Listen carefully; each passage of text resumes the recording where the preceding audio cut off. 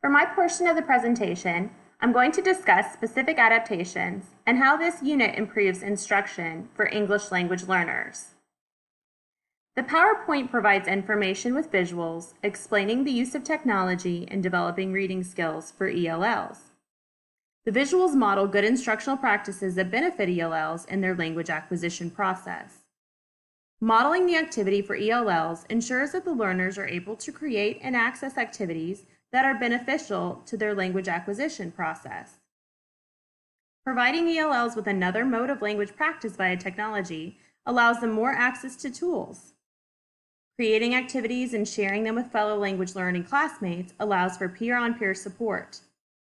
Gibbon states, if we're trying to use a language that we don't know very well, it's usually easier to talk to people we know well and with whom we are at ease than to converse more formally with a stranger.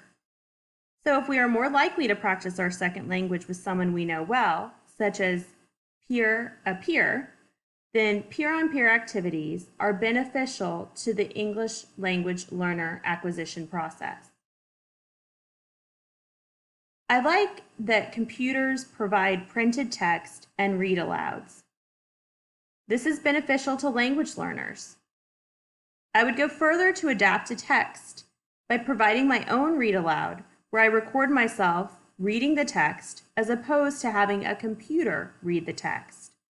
In my experience, students respond better to human read-alouds than they do to computer read-alouds. Further adapting this lesson and this unit to better serve our ELLs, I would provide more explanation and even more practice with some of the programs.